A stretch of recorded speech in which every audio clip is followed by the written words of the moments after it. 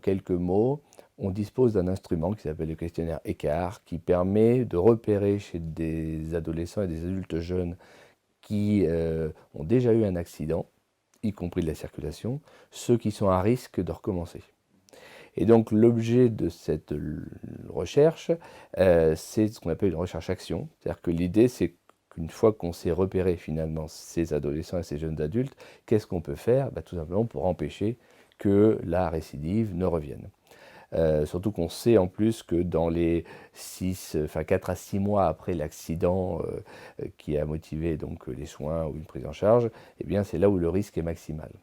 Et donc dans cette idée-là, à partir d'une douzaine de services d'urgence, donc Angers, Nantes, Tours, Poitiers, Limoges, on a donc mis en place ce projet d'étude, de sorte que dès qu'un adolescent et un adulte jeune, donc entre 14 et 25 ans, se présentent suite à un accident de la circulation, mais alors aussi bien piéton que de roues ou 4 roues, eh bien, on va lui proposer donc de participer à l'étude, moyennant quoi, sur les 300 ou 400 personnes que l'on compte recruter en un an, eh bien, il y en aura 150 à 200 qui auront les soins et 150 à 200, on va dire qu'on va surveiller en évolution. Dans les deux cas, on leur remettra une plaquette d'information sur la prévention des risques.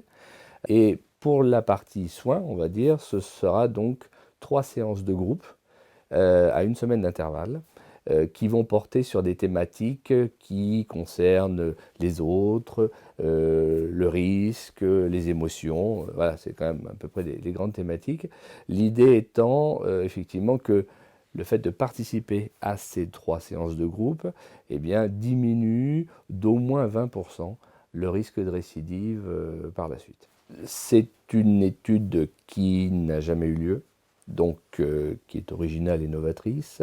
Pour nous, et c'est un des grands enjeux de cette étude, c'est de comprendre au plus près pourquoi finalement ces adolescents et ces jeunes adultes ont un risque plus élevé. Après, effectivement, si les résultats sont probants et qu'on a là une mesure thérapeutique qui diminue sensiblement, voire significativement le taux de récidive, il faudra se poser la question, je dirais, de le valider à une échelle évidemment plus importante, puisque à l'image de certaines problématiques où on identifie un traitement, là, on ne pourra plus dire que, comment dirais-je, on ne dispose de rien pour prévenir le risque de récidive.